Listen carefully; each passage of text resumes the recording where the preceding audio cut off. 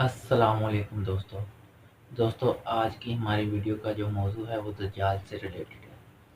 آج کی ویڈیو میں ہم یہ جاننے کی کوشش کریں کہ دجال کب آئے گا اور کہاں پیدا ہوگا، اس کا ماں باپ کون ہوگا اور یہ دکھنے میں کیسا ہوگا، کتنی ہائٹ ہوگی اور اس وقت میں کون کون سے واقعات پیش آئیں گے اور یہ قیامت کی نشانیوں میں کون سی نشانی ہوگی اور دجال کے متعلق نبی کریم صلی اللہ علیہ وسلم نے کون سی پیشن گوئی کی ہے۔ تو آج کی ویڈیو میں ہم یہ سب جانیں گے۔ تو مکمل ویڈیو کی جانب بڑھنے سے پہلے اگر آپ چینل پر نئے ہیں تو پلیز چینل کو سبسکرائب کیجیے گا، ویڈیو کو لائک کیجیے گا، کمنٹس کیجیے گا اور شیئر کیجیے گا اور بیل آئیکن دبانا مت بھولنا تاکہ ہر نئے آنے والی ویڈیو کا نوٹیفیکیشن سب سے پہلے آپ تک پہنچ سکے۔ تو چلتے ہیں مکمل ویڈیو کی جانب۔ اعوذ باللہ من الشیطان الرجیم، بسم اللہ الرحمن الرحیم۔ شروع اللہ کے نام سے جو بڑا مہربان نہایت رحم کرنے والا ہے۔ قرب قیامت کا ایک ایسا فتنہ جس کا خوف اور دبدبہ ہر زمانے میں پایا جاتا تھا۔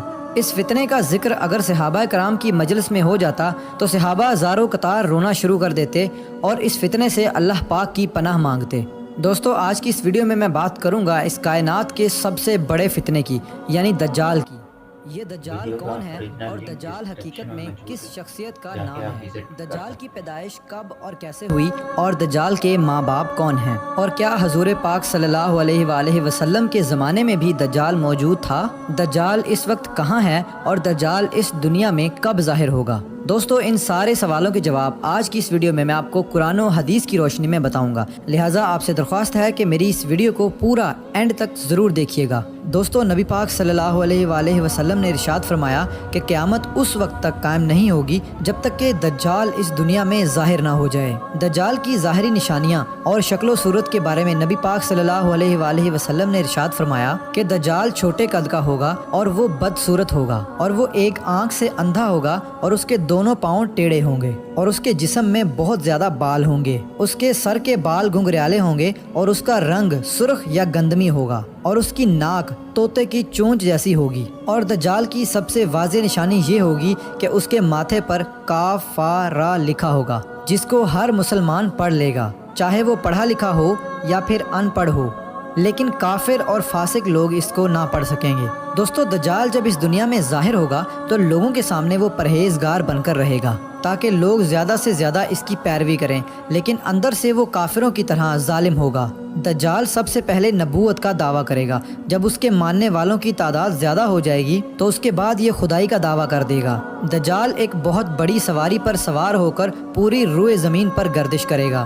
وہ سواری اتنی بڑی ہوگی کہ اس کی آنکھوں کا درمیانی فاصلہ 40 گز ہوگا۔ دوستو دجال کے پاس بے شمار طاقت اور بے شمار مال و دولت کے خزانے ہوں گے۔ اس روئے زمین کی زیادہ تر نہروں پر اس کا قبضہ ہوگا اور اس کی اجازت کے بغیر کوئی بھی پانی نہ پی سکے گا۔ یہ لوگوں کو گمراہ کرنے کے لیے طرح طرح کی شودہ بازیاں دکھائے گا۔ یہ آسمان کو حکم دے گا تو وہ بارش برسائے گا، یہ زمین کو حکم دے گا تو وہ سبزہ اگائے گی۔ اس وقت دجال اپنے آپ کو خدا کہے گا، جو لوگ اس کے پیروکار بن جائیں گے ان کو یہ مالا مال کر دے گا اور وہ لوگ عیش و عشرت کی زندگی گزاریں گے، اور جو لوگ دجال کو خدا ماننے سے انکار کر دیں گے تو یہ ان کو قتل کر دے گا۔ دوستو دجال بجلی سے بھی زیادہ تیز رفتار سے اس زمین کے اندر گردش کرے گا اور وہ دنیا کے ہر کونے میں جائے گا۔ اس وقت دنیا کے تمام کافر اور اسرائیلی لوگ اس کی حمایت کریں گے اور اس کی جماعت کے ساتھ شامل ہو جائیں گے، لیکن جو سچا مسلمان ہوگا وہ اس کو پہچان لے گا اور اس کو ماننے سے انکار کر دے گا۔ دجال پوری روئے زمین میں فتنہ اور فساد پھیلانے کے بعد مکہ مکرمہ اور مدینہ منورہ کی طرف روانہ ہوگا۔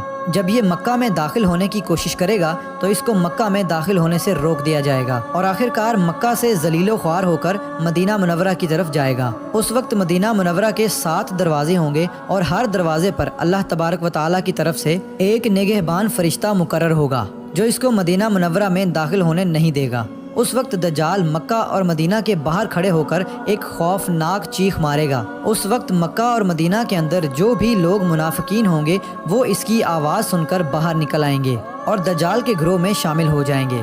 دوستو دجال 40 دن تک دنیا میں رہے گا اور آخرکار امام مہدی علیہ السلام اور حضرت عیسیٰ علیہ السلام کے ساتھ اس کا مقابلہ ہوگا۔ اس وقت دجال کا لشکر دنیاوی اعتبار سے مسلمانوں سے زیادہ مضبوط اور زیادہ طاقتور ہوگا۔ اس وقت مسلمانوں اور دجالی گروہ کے درمیان ایک بہت بڑی جنگ ہوگی۔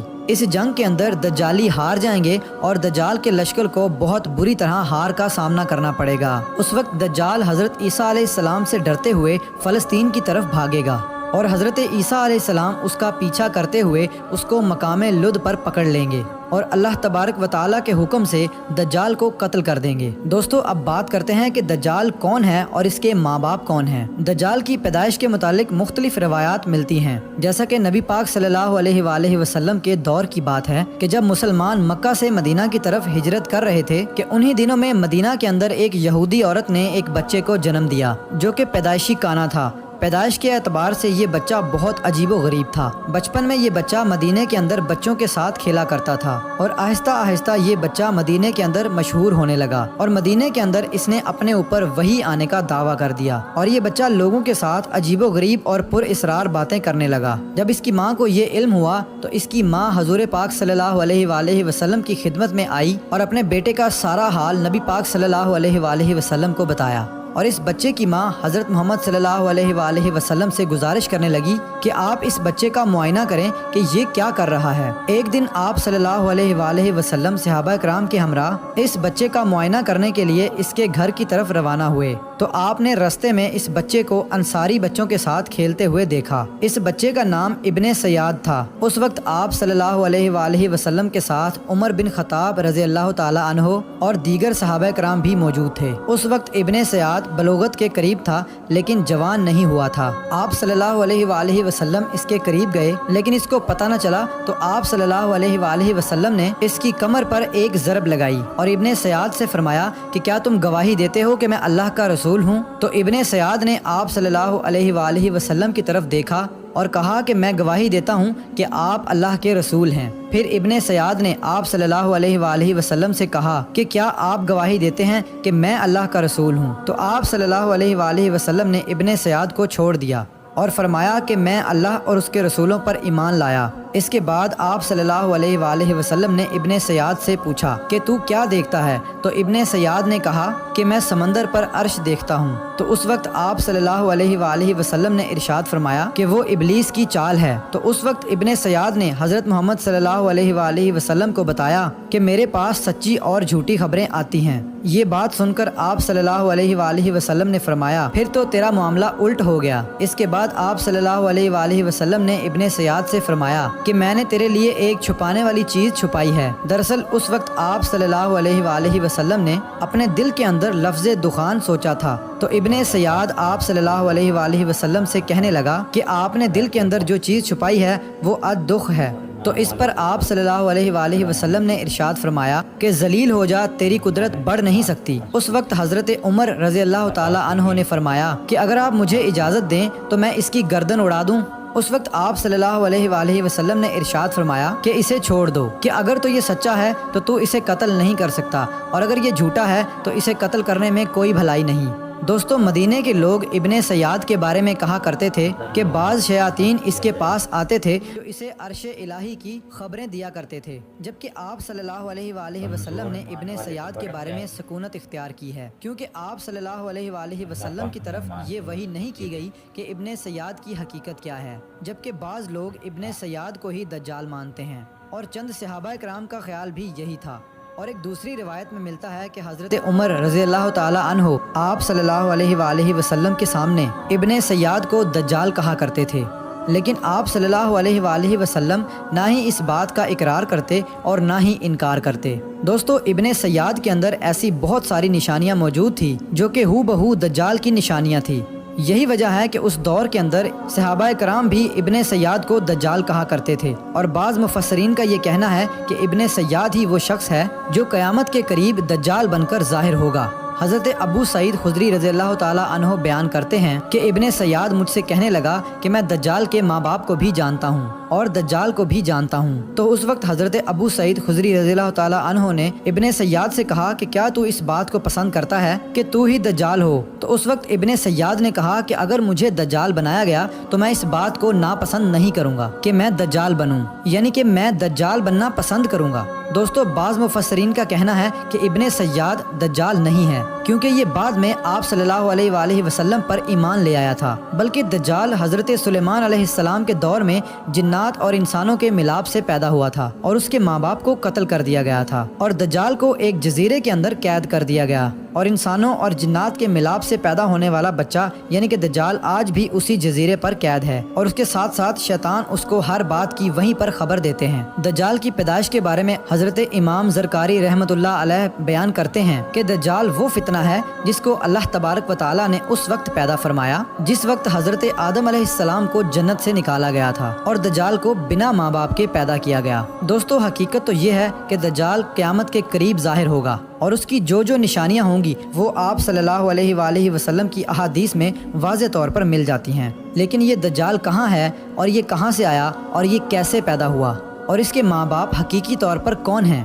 اس کے بارے میں کسی کو کوئی علم نہیں ہے۔ اس کا علم صرف اللہ تبارک و تعالیٰ کی ذات کے پاس ہے۔ اللہ پاک ہی بہتر جانتا ہے کہ دجال حقیقت میں کون ہے اور وہ کیسے پیدا ہوا۔ اللہ تبارک و تعالیٰ سے دعا ہے کہ اللہ پاک اپنے پیارے حبیب حضرت محمد صلی اللہ علیہ وآلہ وسلم کے صدقے ہم سب کو دجال کے فتنے سے بچائے اور ایمان کی سلامتی کے ساتھ ہمیں زندگی گزارنا اور مرنا نصیب فرمائے۔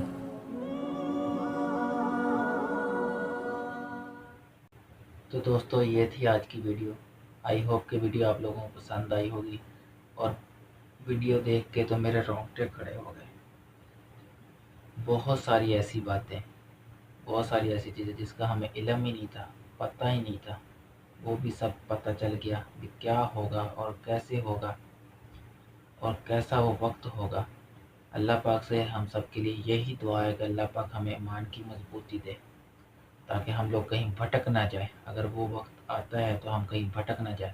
وقت بہت نزدیک ہے، کیونکہ دنیا آخرت کی طرف جا رہی ہے۔ جو اس ٹائم چل رہا ہے یہ سب دیکھ کر دنیا آخرت کی طرف جا رہی ہے، تو اللہ پاک سے یہی دعا ہے، اللہ پاک ہمیں ایمان والوں کے ساتھ کھڑا ہونے کی توفیق دے اور اس فتنے پر فساد سے محفوظ رکھے۔